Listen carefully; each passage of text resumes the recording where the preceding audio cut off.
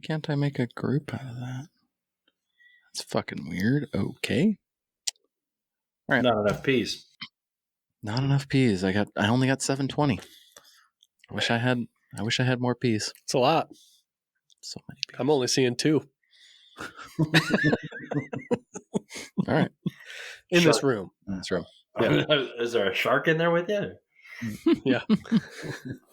Virtually, we've got 4. I'm pretty sure anyway. I cannot confirm nor deny. You're talking about D's. I thought you were talking about peas. Peas. I'm sorry. Yeah, that's P. That's P. P is a D and a D is a P. Just depends on which side you're looking at it from. You know what I mean? P is always a D, but a D is not always a P. No, they always are. Yeah. Unfortunately, it is not a square, rectangle, square situation. Okay, so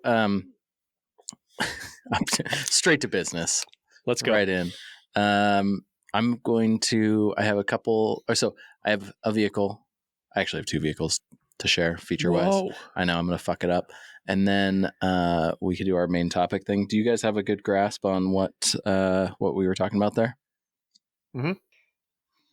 Sure. I don't know. It just was a wow. It really a thing to try. I don't know. Dick. Speaking of D's.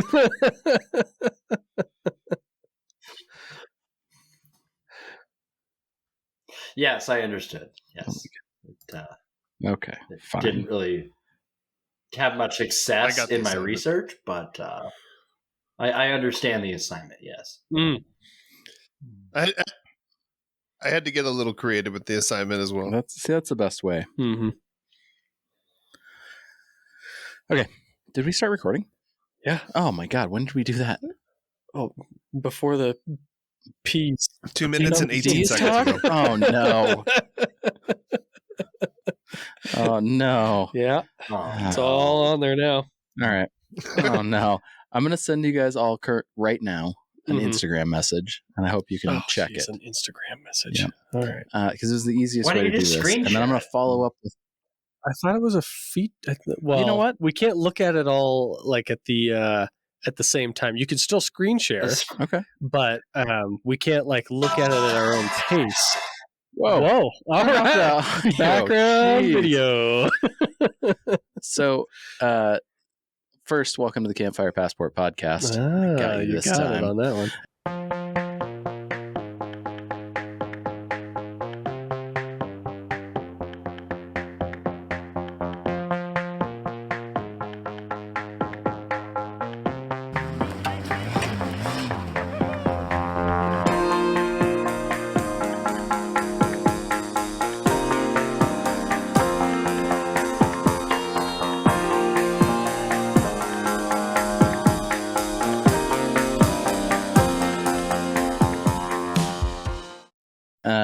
Secondly, I have sent everybody an Instagram message of the first modified LC250 that I've seen. I've seen like one with a leveling kit, I think, but this one has, it's wrapped and it has some sort of lift and like 33s or 35s or something. I can't tell. I think it looks really good. And I thought it was interesting to share. Luke hates it, which is exactly why I shared it. No, I don't.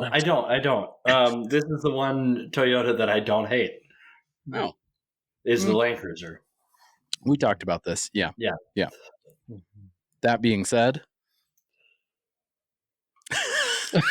Well, are you going to, for the listener, elaborate any more than that, or just?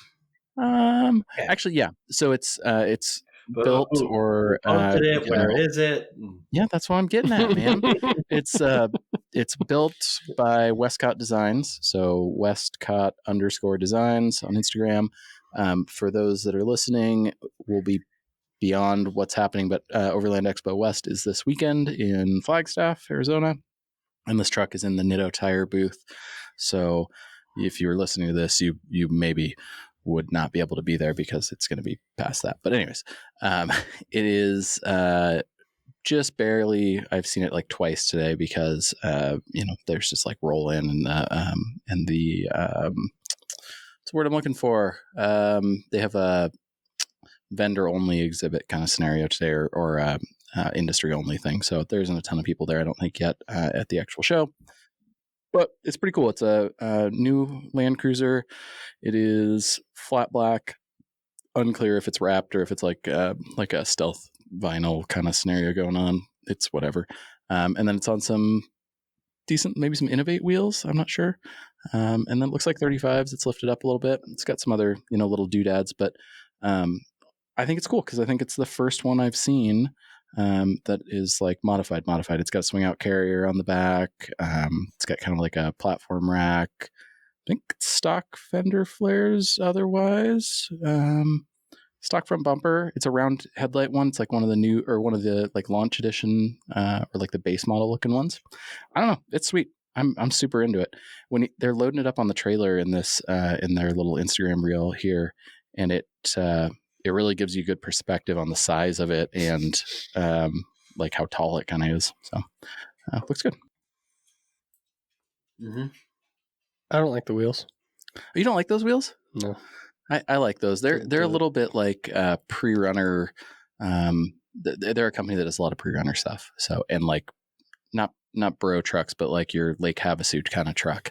Oh, you're like, I spend a lot of money on my diesel truck with King 3.0s on it and drive it in the desert once a year. You were corrected as they are Innovate. Yeah. I zoomed in on the picture. I see those a lot on whatever the current Forerunner is. I don't know generations, whatever the current 20-year-old car is. They're very popular. Gray, gold, whatever. I think it's cool. Are they actually beadlocks or they might be just stupid? So here's the thing: they offer a beadlock and a non-beadlock, but I think, and I could be wrong, I could Google it to make sure, but I think they're all forged. I don't think they make a flow form or a cast. I think they're forged wheels. So they're like, built to spec, very strong, very light. They're very nice, or high quality. Style wise, they're whatever. I don't hate them, but they're not my favorite wheel. Based on a picture a little bit down their feed of the tire carrier, it is a 37. Oh. Yeah. If you scroll to that one that shows the rear view and zoom in. Yeah, that's the one I figured out. Man, I said Sean was right in his wheels. I said 33s or 35s. Yeah, those are 37s. 37. It's big. It's cool. No, it's a cool rig. Yeah, it's. I mean, to me, that is like those wheel arches are. I haven't seen one in person, but those wheel arches are clearly bigger than I gave them credit for, because it doesn't look like it has giant tires on it. So that's cool.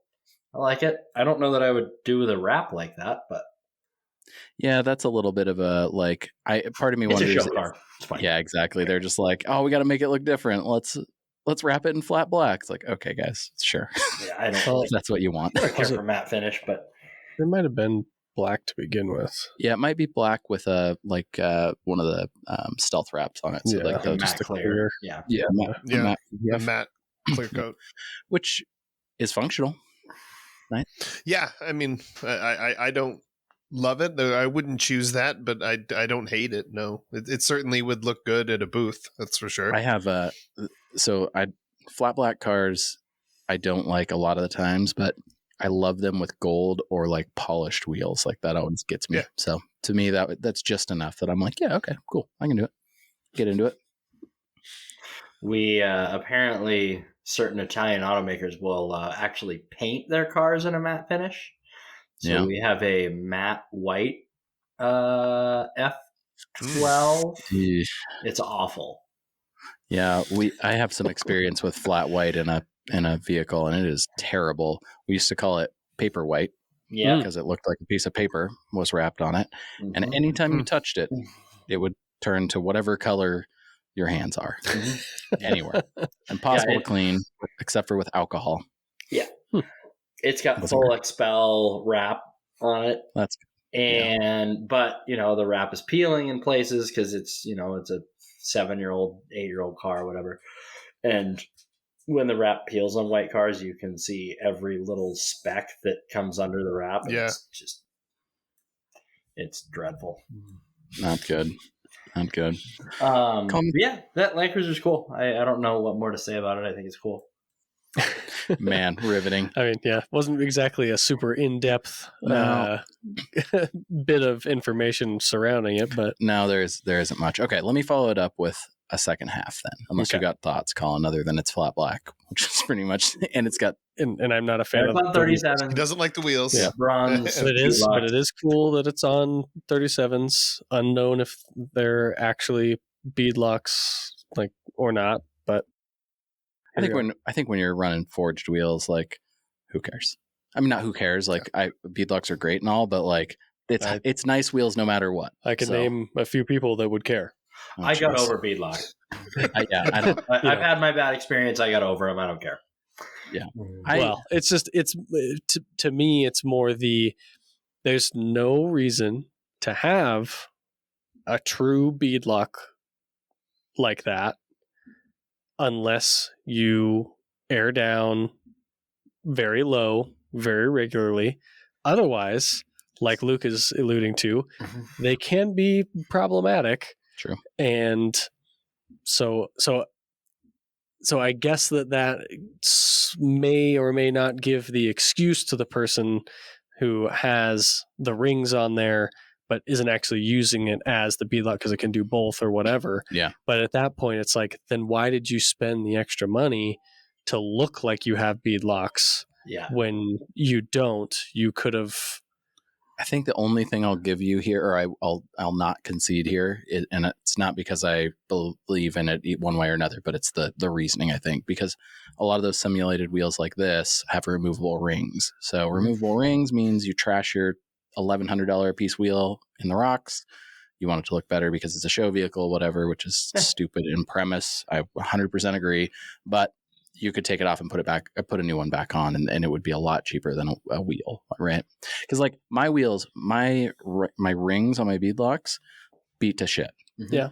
Face of my wheel, perfect. Yeah. And it, they get beat on pretty frequently, and they have for a lot of years. So I don't replace the ring because I don't care. Someone might want it to look better. I don't know. I don't, like I said, it's not a thing I would do, but it is the argument that I think exists. The Story Till Now posted on their feed yesterday of one of the wheels looking exactly like mine did when I busted that one in Washington. Oh, And I was like, oh, I've been there. And their whole post was like, I'm thinking about different wheels. I don't know if beadlocks are worth it, blah, blah, blah. I was like, I had it go wrong. Yeah. I don't think it's for everybody. And like, especially if you're running like 37s and you're overlanding, you're probably not airing down that much. Like, No, I mean, it's like not like rock crawling. no. Yeah, Steve and I experienced this situation when we were on the four-wheeler overland adventure trip thing, where Marco, who had at the time had beadlocks on his Jeep, Mhm. and him and I think it was there was another guy. Oh, it was the Midland radio Midland car. guy. Yeah. They both had beadlock failure Oh shit. where it just started leaking, lost air, and they couldn't do anything about it. Oh no. So so it's just like it's all this extra, like Ton of we're extra alluding crap. to there from Luke, is it's such an extra piece of like it's not necessary. Like it adds another element of things to go wrong. Yeah. When you don't need it. You literally don't need it for the regular overlander person. No, You not don't. at all. You don't even need bead grips for the regular overlanding person. But if you want kind of the middle of that, then that's why I will always. I'm so glad that somebody thought of something like that, has come up with a middle ground of that, where it's like, yeah, you don't need to spend the extra money on beadlocks and inherit the other problems. It's just may not be as good as a beadlock, but it's whatever they claim, like 75% is good or whatever it is. Like it's, and I've seen videos and stuff of people's success with those, not having issues at like 0 psi, which Dirt Lifestyle Nate was the one that I saw that like really was, he leaned into the, hey, I'm going to run. And it was on his 39s or whatever. They're on the Tacoma, and he's did some full 2-night snow wheeling trip at 0 psi and didn't have any bead issues at all on his bead grips. So it's like at that point I was like, well, shit, that fucking sells it for me. Yeah. I mean, it also like breaks down the internal structure of the tire running that low. So like, I don't know. Eventually not great. Yeah. Well, backstory there you're going was to definitely have sidewall degradation. You guys were obviously all there, but a little backstory there if anybody wants to know. I had gradually went from like 1 broken beadlock bolt to 3 to 5 to climbing from Seattle up Snoqualmie Pass to go to Leavenworth, and had a total blowout on a rear wheel. And it was fine because it wasn't catastrophic where it flipped the truck or something like that. We just pulled to the side of the road and put the spare on. But that was like the turning point of like, well, do I really want to go through the hassle of like rebuilding this wheel, rebuilding all of them? From what I understood, the beads on those tires were too thick for the locking rings to actually sit up against the face of the drum of the wheel. Yeah, didn't we? And so you're supposed to, so now they make a spacer kit to add an inner spacer ring to that, like you tell them what tire you have and they make you, it's a 5 mil or a 10 mil spacer or whatever based on the bead width of the tire. And that way you don't have basically the outer ring or the ring of the bead lock when it's stressed like that kind of looks like it was deflected. It deflects like the shape of the rim of like a almost flat frying pan kind of. And that puts like this weird side load on all the bolts, and eventually they break. Yep. So makes sense. Yeah, I have them, right? But the wheels I have. Yeah, exactly. Same. I feel like same era. Pretty minimal. I got them like the same week. Yeah, I have broken hardware, but I've also swapped all the hardware in them twice. Yeah, and I have too. I just, I'm sure the third time I just over torqued them or whatever. Well, I think it was that deflection in the ring because that was always a little bit iffy. Mine has never done that, but I also talked to them at one point about breaking hardware. I was trying to figure out why it broke, and they mentioned that as they loosen, because they're really not designed to have so many miles on them, mine have 100,000 miles on them now, for sure. Mine had 50 on them. Maybe and they were, when we talked about it, they were like, that's, nobody puts, now people do, but at that point, at least when they were, starting to do that and becoming a little more popular, people were not putting that kind of mileage on them. And what happens is they loosen up over time because they're, it's just rotating and weight and all of those things. So they'll back off a little bit. It's also a steel bolt in an aluminum wheel without a insert. So that can cause issues. Yep. But I guess it'll create a small gap that you like is small enough that you might not even be losing air, but it'll be just loose enough that dirt and sand and snow and whatever can get up in there, and then it'll corrode the hardware from the inside, basically between the tire and between the wheel and the ring, and that's how I likely broke them. So I actually am lucky enough to only have one right now that has it's not fixable, but it's been fun. And you're really supposed to torque them every 100 miles is what they say. I'm not doing that. Wow. He told me something like, if there we go. We'll put that on the list of extra headache that comes along with it, if that's what really the case. is. I used to. So how's the maintenance? That's a 0. Barely tap them with like a 1/4-inch torque wrench. I used to just tap them to the 10 inch pound every time I change the oil. Yeah, that's basically, I do it at least 3 times a year, which is basically like oil change time. It just because anytime we go on a long trip, I will throw a torque wrench on it. It's like 17 foot-pounds. Like it's not much. So just make sure. And every time, inevitably, there's a couple of them that are loose. Yep. So, is it worth it? Absolutely not. Have I ever had a bead come off?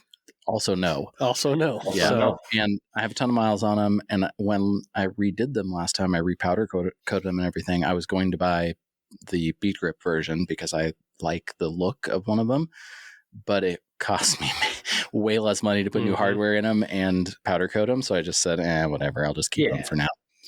There are other, being car nerds, there are other wheels that I would like to put on that vehicle that I think would be cooler. But also the functionality aspect of it. I already have them. They weigh a ton, though. I still have mine, and one day I'll have like a little, TJ trail rig, and I'll throw them on that. Like, whatever. There you go. Yeah, that's perfect.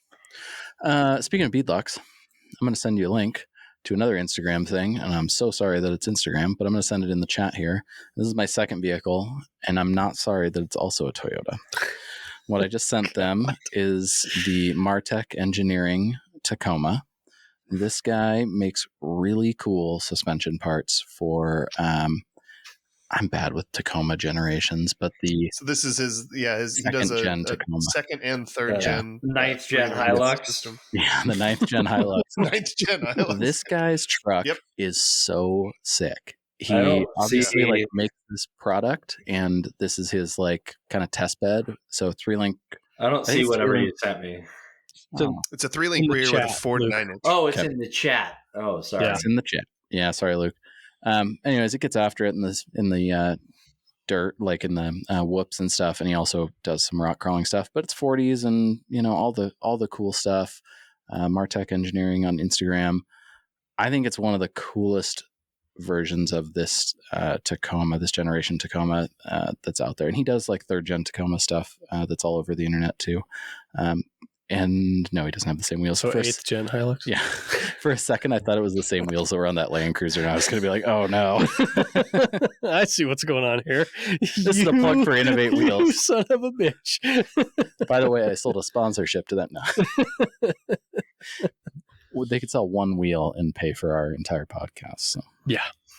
I mean, I don't know what their for a couple of years probably. I don't know what their profit margins are, but it's got to be something. So this guy, 3-link solid axle front, trailing arm, 3-link rear is what the kits are that he sells. They're really good. So that looks like maybe what Colin was trying to accomplish with the Tacoma. Yeah, I think this is the fully baked idea. Yeah. Not that Colin... So Colin... Not that this was half-baked. It just never really reached its full potential. Exactly.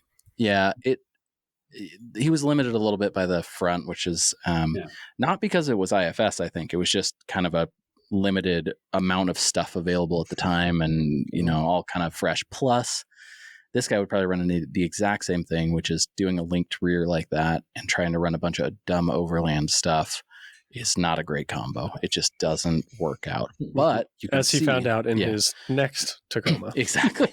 As you can see, if you take all that crap off, it's a good time. Sure. Yeah, Colin's first, it probably wasn't his first Tacoma, but the Tacoma we're referring to, well, there was the other one, was like the traditional. Oh, the first double cab. That was the traditional, like you put a doubler in it, dual cases, do a Toyota axle with leaf springs because it's simple. It gets the job done. That was the go route for that. Yeah, and then it turned into what this is basically, but with a 3rd gen and an IFS, which whatever, it's fine.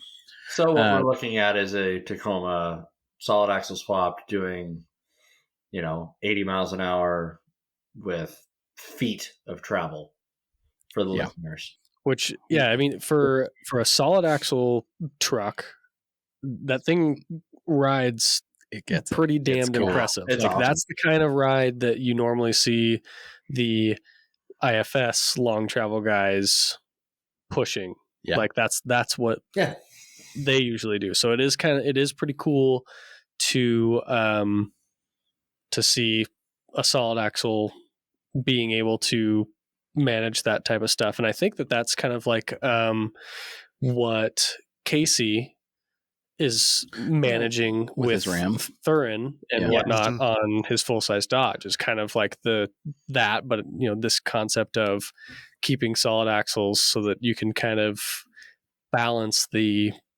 two worlds of fast in the dirt and also strength enough for actually wheeling it and shit like that. So Yeah, I think If it's you a go to cool that brand. Martech's website, that truck's sick.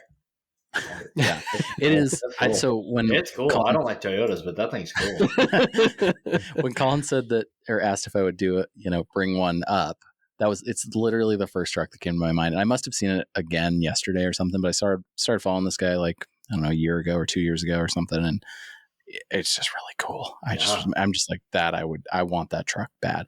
I think ironically enough, because we had this conversation via like Instagram or text message this morning, I want that in a single cab version of that truck would be so cool. Although the wheelbase is probably pretty great on this one for, especially for the rocks. Actually, probably especially for both. Really, yeah, just a little bit of longer wheelbase is nice, and it looks cool. Of course, it looks cool. That's like 70% of it, right? I mean, that's job number one, right? Yeah, look cool, have fun, safety third. Safety third. Yeah. Safety third. All right. Problem with the single cab is that you need to be a short king Yeah, to be able that's to also like true. fit. You got to be for kind me. of small. So. I think Well, that it's a Tacoma. You already sit on the floor. How short do you need to be? No, it's weird. Those are terrible. Like it's wild. Sean fits in a Rabbit truck, kind of. So Okay. I mean, he'd probably be okay. I just can't stretch. Yeah. There's no stretching. Yeah. Yeah, I think that's a good goal. I like that. Now extended cab, yes. So extended cab's weird to me because like I don't love so like in a Toyota. I'm gonna follow this up with something different. The proportions don't work. The proportions are weird, and to me it's only extra space for you or your passenger. Like you can't really put anything back there. My dogs can't really go back there. It's stupid. Whereas one of my dream overland builds that I've been thinking about a lot lately is a 3rd gen Raptor short bed. Well, they're all short beds, but regular super cab. So the short version, little guy. I think that'd be sweet because that has enough room in the back seat for because it's a full size. Small person or two moderate, small medium dogs. Yeah, short dogs. Well, one you could fit a narrow fridge back there. Yeah, no, the fridge is gonna go in the bed. It'll be fine. Yeah. I the proportions thing gets me too, and it's actually for me. It's typically long bed crew cab Tacomas. Long bed crew cab Tacoma. Oh, those are weird. It's the proportion. Every time it's like the first thing I notice. It just does something about it looks wrong as it goes by, and it's like yes, I get having the extra bed space is probably nice in certain situations and yada yada, but it just has this odd look that a small truck shouldn't have. Well, Toyota is notorious for this because they have the quad cab long bed Tundra, which is the worst looking truck ever. I can't believe they brought that back for the new body style.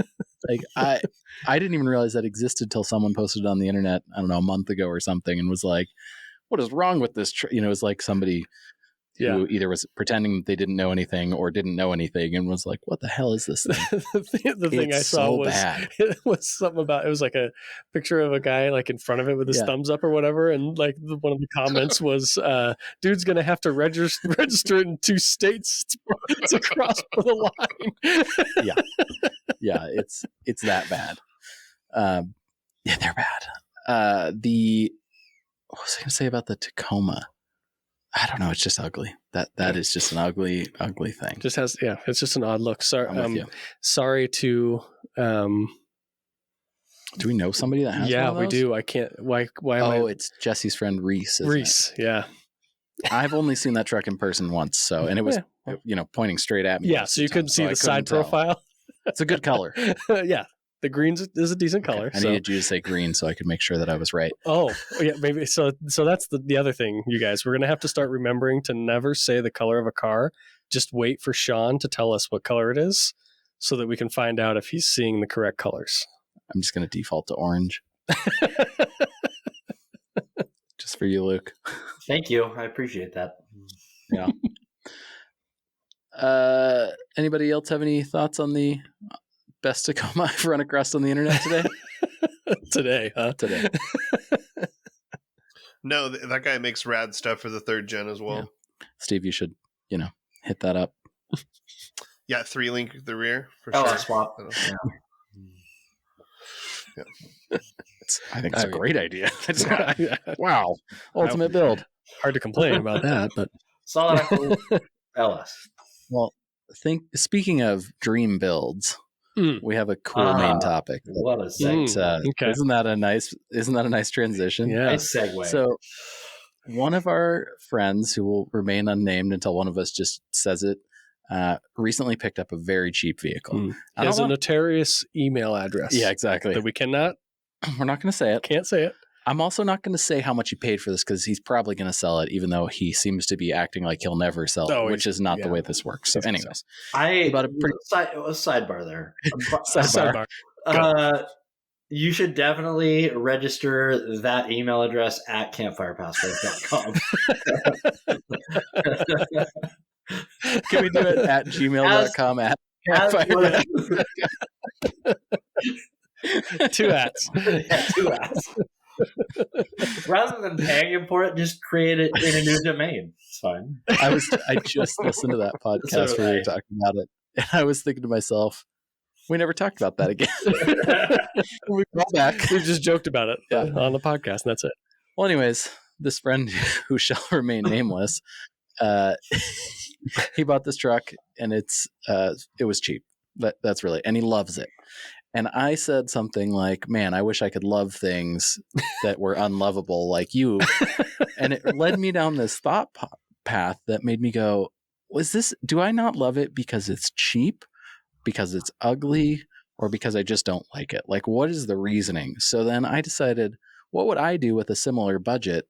Like, what could I buy that I would actually love? Not just like, yeah, this thing's all right, but like, what could I buy feasibly for a small budget that if I was stuck with it, maybe not like in a scenario where I'm stuck with it and that's the only reason I have it, but like it's an extra car I don't have to worry about, but I love the premise of having it, right? So it's like, it's fun to drive, or I like looking at it, or it brings back some nostalgic memory, or whatever the thing is.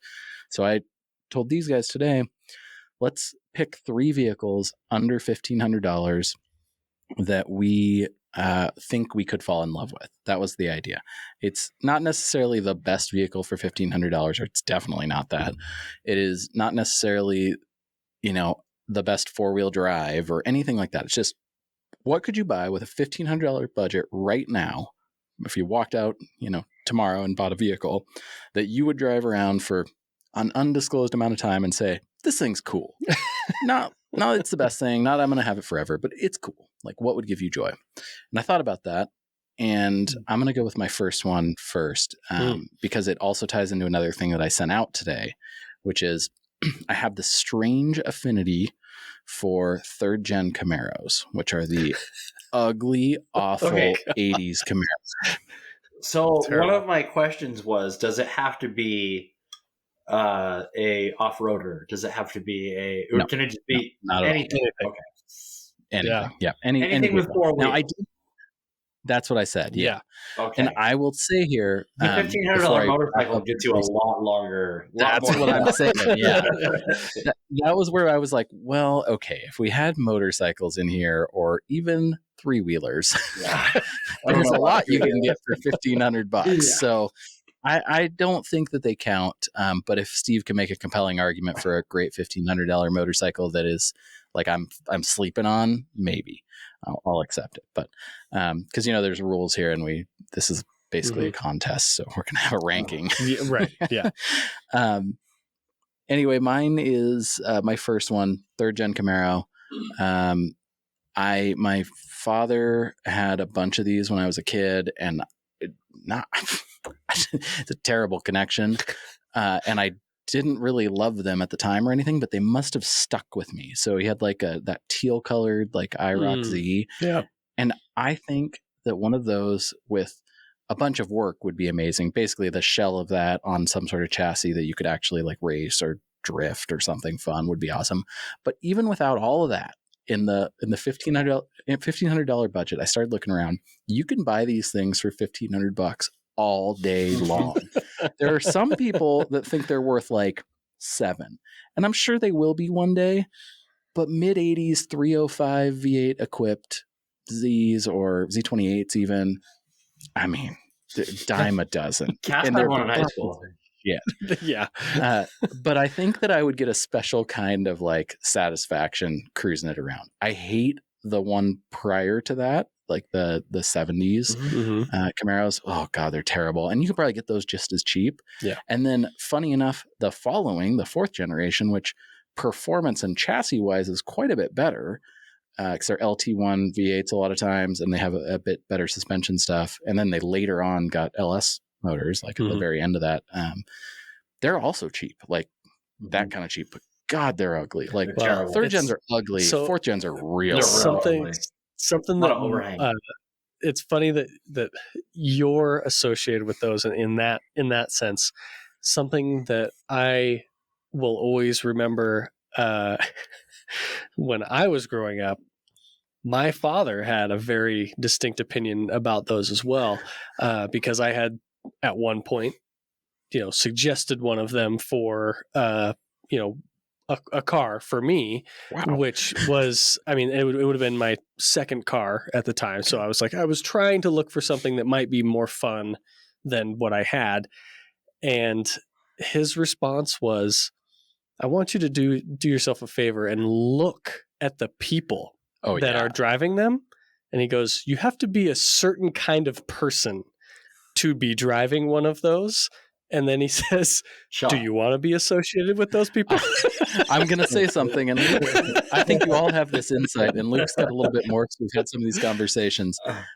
No offense to my family and my father, who I don't speak with, but I have a lot of white trash in my blood. Well, I mean, a lot. And my Let's dad play a game at that called point, Are You Garbage? if I can paint a picture, at that point, my image of my dad in my head is Joe Dirt. So, very nice. This is before the movie Joe Dirt came out, by the way. But like that is, he's Kid Rock in Joe Dirt. Oh, I think. wow. I can't remember what that guy's name Robbie. is, but Robbie. That was casually just on TV the other day. And guess what? Turned it on. Yeah. Uh-huh. So that is, and I think he's driving a Camaro of some sort because that's what people like that drive. Anyways, long story short, that is why. I like it. Yep. All right, who's next? All right, I will go. It doesn't run currently, but says it has an engine. Is what he was driving. That's 65 Myers-Manx body bug.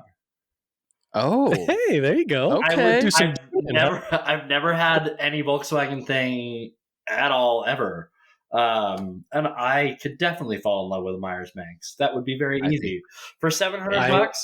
We could make it a runner for 15. Haven't mark that real quick. I've driven one because Natasha's grandfather had one, and so when we would go and visit them in Moab, he'd let me fucking take it out and just drive it around and shit. And yeah, awesome. It's a total niche hoot to drive, because it's like, if you thought that a bug was small, a Manx is even smaller because they chop them down so they're even shorter. Yep. And then it's just this open top little 2-seater that you just buzz around in, and then I mean, I've seen plenty of them that people put stupid suspension on them, and it's okay, we've seen them on the dunes.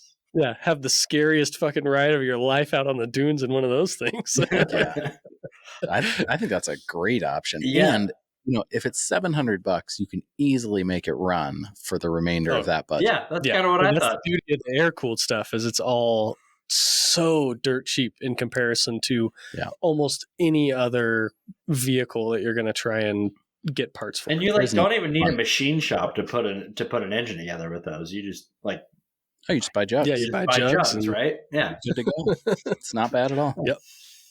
And if you want to pull your motor out, you can do it. People say in 20 minutes. I've never had that experience, but you can get it out pretty quick. In a Manx, it'd be pretty pretty damn easy because you're gonna take the bolts out of the cage that's probably around it. May not be, but usually they got that little cage around the backside of it. Pull that off, and then you can an easy access in those for the bolts. Yeah, 4 bolts done. Yeah, you didn't jack it up.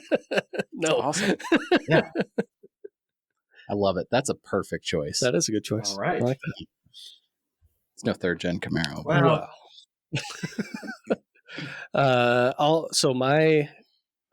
I had kind of an interesting path that I went down journey on this. Yeah, it was quite the journey. And it looped back to my first one, which is my 3rd choice, because I go from the bottom to the top. I think I went top. I'm going top to bottom. Okay, here. well, I went top to XJ. bottom also.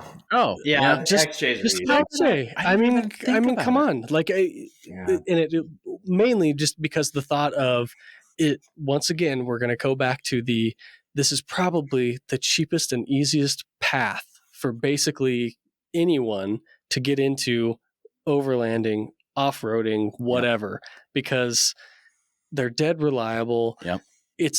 They do. I mean, as we've seen Tyson put an example on every time, it'll do everything that you ask it to. Like you just have to be willing to, push it. And it's like, if it's a $1,500 XJ, why wouldn't you just fucking push it?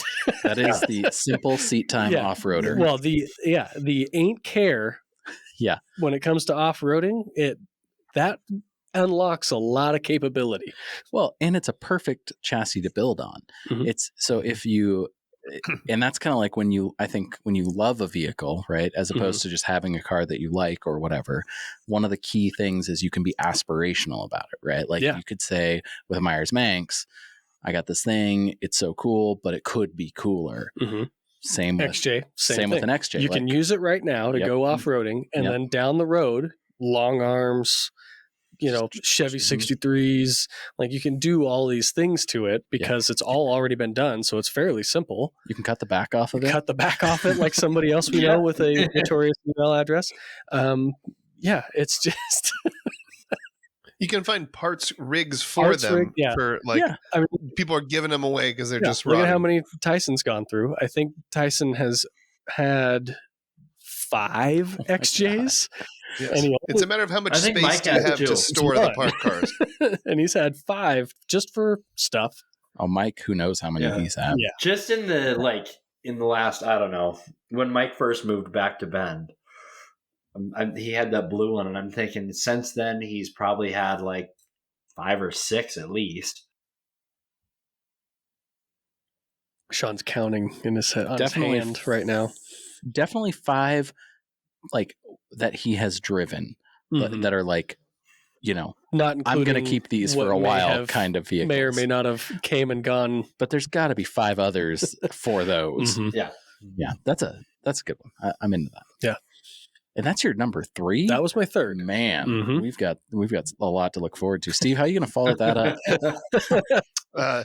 The name alone should sell it. Okay. But there's a short bus school bus. Oh boy. But the name Old Schoolie. That is a big callback. Old Schoolie. That's all funny to us. But there was also several other vans. Okay. So I would say that the old van category or school bus or something like that as a project rig is still something that no matter what is going to be, the cool bus. I mean, there's a lot of the resurgence of 70s vans that were fantastic back in the 70s and 80s that are resurfacing now for nothing because they've just been neglected. That people are going full bore redoing all of that again, and it's so I could see that. There's an Edison axle kit for old vans. So you can electric convert them to which would be actually kind of neat for something that's utilitarian. Absolutely. There's a lot of value in old vans because you can get a lot. You get a lot of van for your money. A lot of van for your money. It's a lot of Talk real. about utility. A lot of utility. Utility alone. I mean, and then you start getting to school buses and game over. There's just so much there. All right, I like that. Okay, Big juicy van, old schooly. big old schooly. I like old schooly. Old schooly. Man, I think you need to get that van just because of the name. I know it's $1,500. It runs. Needs a new battery. It's a good, but it's all like the inside needs to be I think dehypnotified. Colin has to get that It's very important when his kids turn 16. just get old schooly and drive them around. Yeah. It's gonna smell of like grease and patchouli. like patchouli. Yeah, not sandalwood. not good. Very heavy in there, you know. All right, back to you, Sean. Okay. So I had a journey like you had, and we talked about this, and I didn't want to like tell you the whole journey. So I left part of it out when we were talking about it before the podcast. But I went on the search for a $1,500 or cheaper Montero, because I think that's, like we've talked about this, as the XJ is, like it's a really good choice. It's a good $1,500 vehicle. And I found a bunch of them. And then I found a P38 Range Rover for $1,500. And I thought to myself, if I loved a vehicle and I had to love a Montero or a Range Rover, I sure would love the Range Rover. So I think my number 2 is actually was a $1,300 P38 Range Rover that ran and drove. The ad said, runs and drives. I'm back in town. Come get it. So I think that's pretty solid. Does it still have air ride? It looked a little suspiciously low. Okay. So yeah, air ride has failed, but they make coil conversions. That's right. So eventually I'll save up and I'll be able to get it. My other $200 or $300 I'm going to use for just random things that are broken. So here's my one. So as we all know, I'm the Land Rover guy in the group. So I also love a P38. I've almost bought one twice, 2 different ones. I've almost bought before I knew a ton about them. Before you knew to avoid them more? Yeah. They're kind of the Range Rover to avoid. Now, if you're into Land Rovers, like there's plenty of people that are going to find an excuse to own one, and because the Land Rover is the type of vehicle that, like, if you have one, you like them, and then you've had one, you can't help but love it, even though it's the worst fucking thing ever. Yeah. Which, much like, I mean, some of us are attuned to with Volkswagen ownership and things like that. So same. The issue is they are completely different from every other Land Rover. So the transfer case is flipped to the opposite side. The axle, the pumpkins are on the wrong side. Whoa. So there's no, and the way that it's set up is it's got an offset pumpkin, and there's a tunnel for the drive shaft to go through. So you have no option for putting an LT230 transfer case, the good transfer case, in it. So you have no way of having a center diff lock. It's just the viscous thing that is probably bad in it by now if you're getting it, you know. Yeah. It, like, there's literally nothing that you can do with them other than use what they are, unless you're going like totally out of the box with how you're going to set it up. But I think my dream here is like, I think we talked about this on the podcast another time recently. I think that as I've gotten older, there's a few vehicles that I see them in stock form and I just go, that's fine. I could just have that stock. And this is one of them. Like, I have no aspirations to put 40s and stuff on, like on one of these. I think that'd be cool, right? Like, as like a, sure. But like in my head, if somehow I decided that this was the right choice for me to make for a $1,500 vehicle, which is a terrible choice. Which is not, I think it'd be so cool to just run it as 2002 stock, like the hottest shit that you could have gotten in 2002 was one of these. I've seen a lot of, 90s, early 2000s wrappers in with P38s. Yeah. And I'm into it. Like, that is, I have that in my head right now. I'm thinking about that. And that's what makes me think it's so cool. Like, it's just so cool. as it is. Even stock wheels, just like whatever, it's fine. It's just got so much like curb appeal to me. Whatever, it's terrible idea. It is a terrible idea. Worse than a Cayenne, I'm pretty sure, as far as my ideas have gone. I think I might agree with you on that one. Yeah, but I think if somebody handed me the keys to one of these and the keys to an XJ and said you have to pick, they run the same, whatever, they're the same, everything's the same other than other than this is a Jeep and this is a Land Rover. Yeah, I'd take it every time. Every single time is the worst choice, but I'd be like, yeah, I want that. My worst choice, because it's probably my turn. Yeah. A 1989 E300. So a W124 E300. Okay. For $600. Cranks but does not start. You're really into the cheap projects, Luke. Well, I mean, is it orange? No, it's silver. Oh, well, then you can't have it. You're a orange project car guy only. The Myers Manx is blue because I think they're all blue, some shade of painted orange with your budget. Deal. Yeah, yeah. What I drove was yellow. It's the kind of weird, awful, terrible money pit of a thing that somehow I would enjoy. I would say those are very reliable. So old Benzes have that about them though. Like that is like, and I think that those are like another one of those quintessential, like the idea that you had on this topic and in general was a car that you're going to spend $1,500 on, and you can't help but fall in love with it. Like when you're around it, using it, things like that. And some of those old Benzes, I mean, especially, a 190, which you can find those in that price range. My old one that the guy bent a tie rod in is under $1,500. Like, and they're cool. Like they're a neat car. I love them too. So I could totally see falling in love with a cheap piece of shit. I think that's what it is. It's a cheap piece of shit. But, like, it'd probably be fun to have. Yeah, and not fast, but like low on monoblocks or something. Probably. Exactly. I mean, really, all any old Benz like that needs is air and maybe wheels. Sometimes even on stock wheels, just dumped out. Yeah, look good. It's like perfect. It's like, yep, that's all you needed. Does it mess things up if I share images? Was that okay before? Sure. Okay. Do whatever I want. Yeah. We've screen shared before. Oh. I'm taking us off.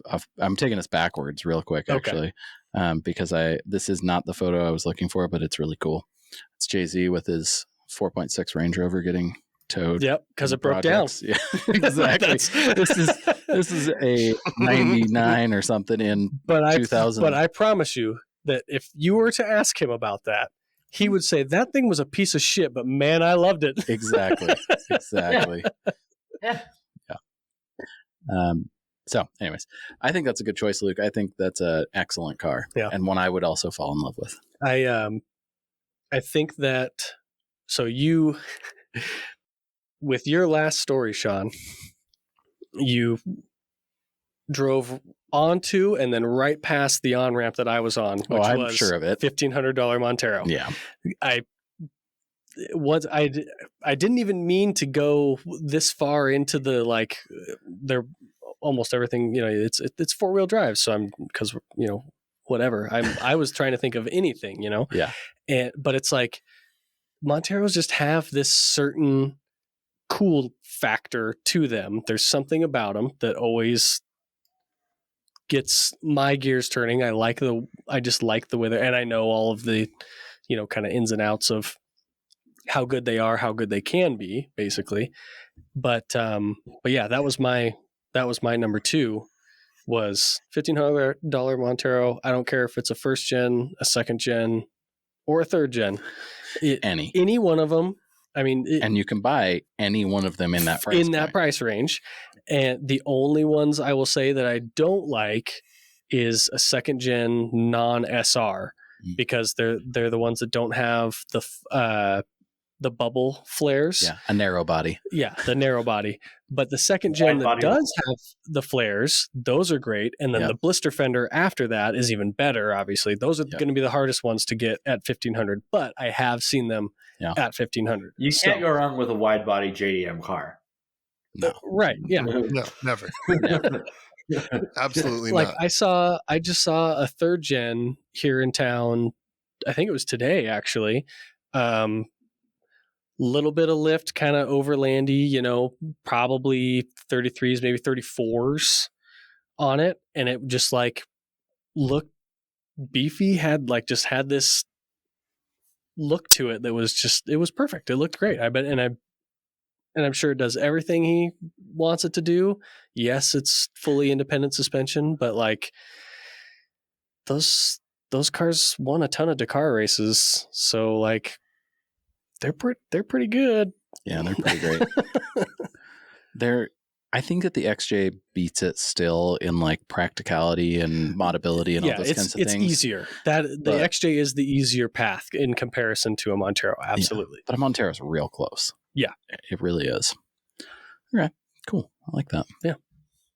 All right, Steve.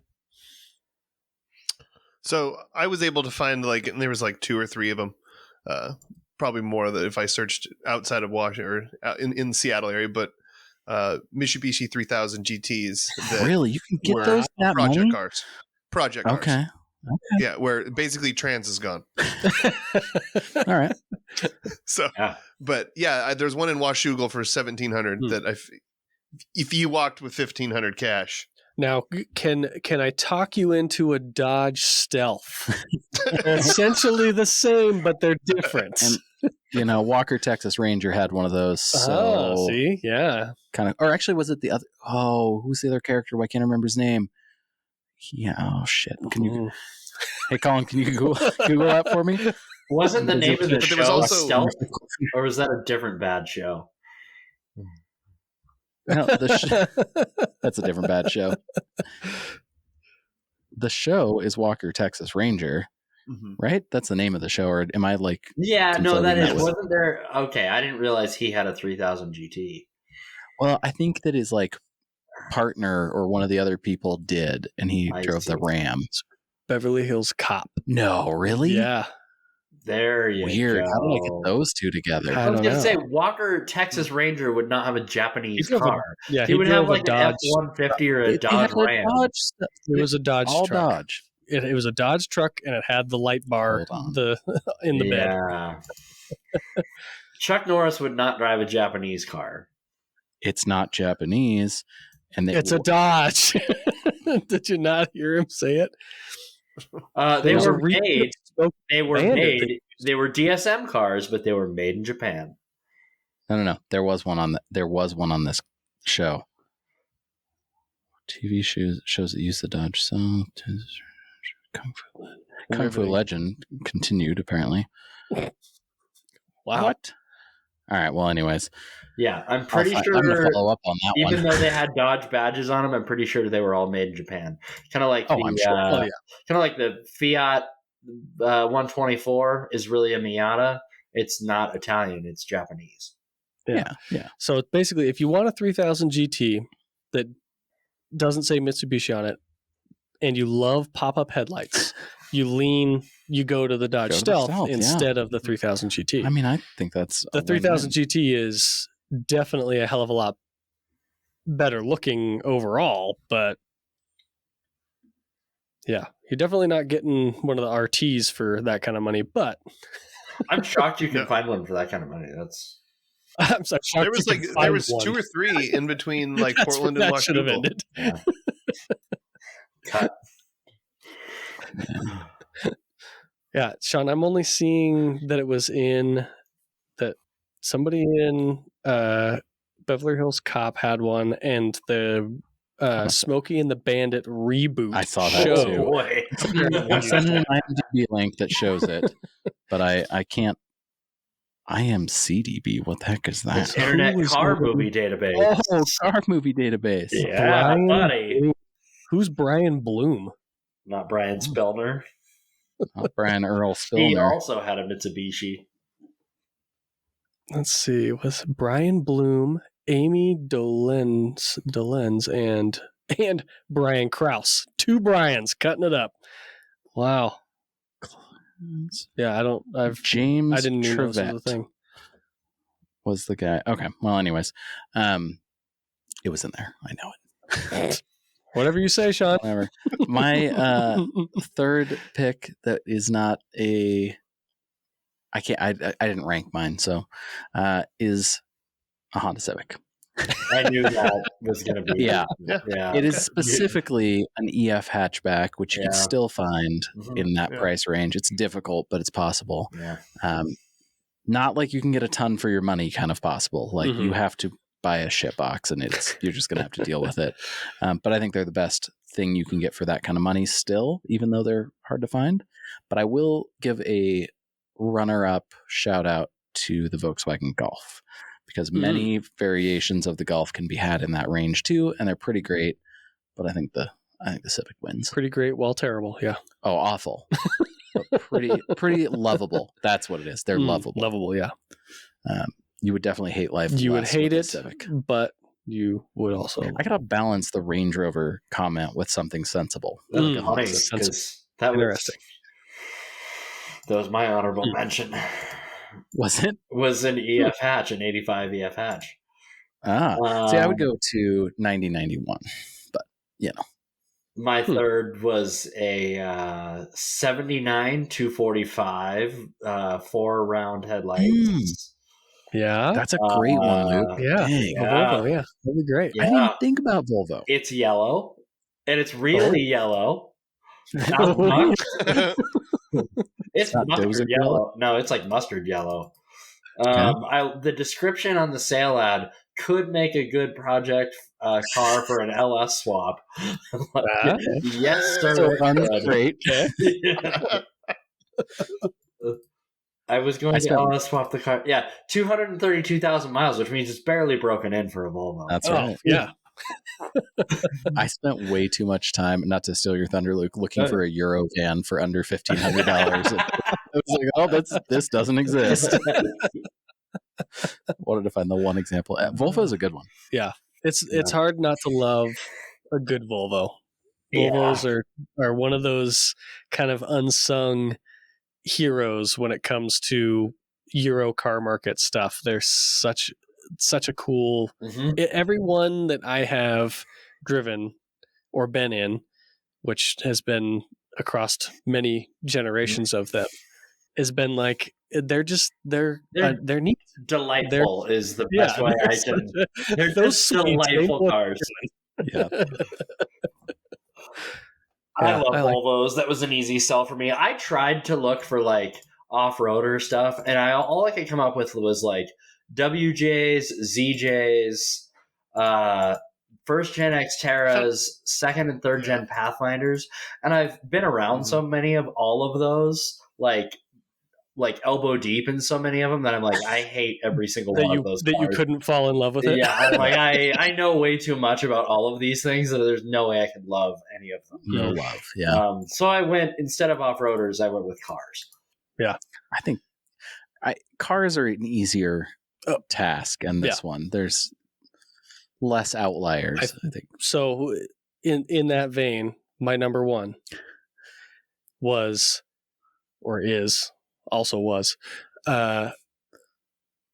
mini truck. And B2200. Any Ranger. mini truck from like mid to late 80s and older. Hard body. I don't give a shit if it's Datsun a fucking 720. Nissan, a Datsun, a Mazda, a Ford Courier. Ford Ranger. Oh yeah. Any plethora. Yeah, Can't be 4-wheel drive. Has to be a 2-wheel drive. Single cab. Short bed, single cab. That's like, it has to be that combination.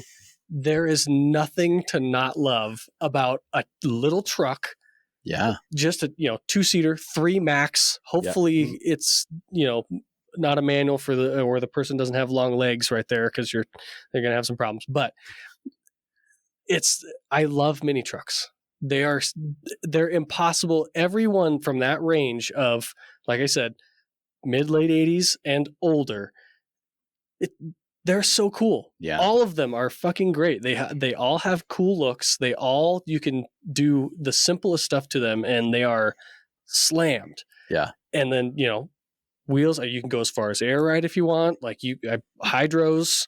It's back all to of the these aspirational things. thing. Yeah, the aspirational thing. But then at the same time, when you're driving a little tiny truck, it is so much fun. Like there's something about just being in this tiny truck that is so entertaining. I don't know why, but it is. And I love that. I regret not keeping that 620 or that 521 we had. But it's even back to the cloud, like to the vintage stuff, the Datsun stuff. Like they're just so much fun to be in. It was scary because the brakes didn't really work, but like that was part of the fun of it. It's part of the pizzazz. Yeah, exactly. I think I picked Eileen up for like one of our first dates in that truck. Oh yeah. And it was like, this is a little sketchy, but you're gonna really love it. No, you're gonna grow to love it. I promise. Yeah. I think that mini trucks could be the coolest cheap vehicle category. Yeah, I think they could be. Just as a whole, I like that. There's so many options. Cheap off-roader, you get into some garbage, like you do with mini trucks too. But like cheap cars generally means economy car, which not cool, but not the sexiest. There's not a lot of fun cheap economy cars, but where a mini trucks are kind of like fun. It's an economy truck. Yep. So it's going to get perfectly decent fuel economy. Yep. And it's a mini truck. There's something about it, man. It's good. I'm glad that you fit that in a 3-2-1 because that worked. My number one is basically one that just wins on sheer numbers. I feel like, especially in the Northwest, and it's going to be and I personally love it. I'm not going to win any favors. I know where you're going. I almost went here. I know where you're going. At 85 to even 80 to 89 GL. I like GLs a lot. I'm with Steve. Especially a GL hatch, because there's one in Bonnie for $300. I would go buy this, but it's yeah. They've been like the GL hatch 3-door looks so good. Yeah, I mean, I agree. I've basically been in the back when Robert went over jumps in that thing, so there's a real special place in my heart for those things. I mean, and you can see how cool they've gotten with Travis Pastrana, didn't he?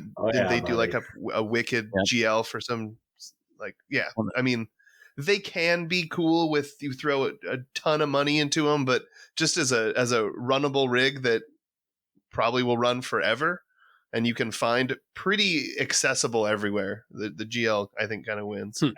I put the GL right beside the Volvo 240, and I know that's probably an unpopular opinion, but I think utilitarian, cool in its own way, weirdly. So the GL is funny because it's weirdly, I don't want to say technologically advanced, but kind of weirdly advanced for its time with push button all wheel drive and some of those weird things. And a lot of them are 5 speeds too. They're boring as hell, just like a Volvo 240, but somehow their elegance lies in their being boring as hell as far as looks go. So did Robert have that low range gear? That low first gear or whatever? I don't remember his GL. Oh, okay. I'm pretty sure he had one. His silver one. Yeah. I didn't live. Oh, that was before in Corvallis that year. Okay. Yeah. Mm-hmm.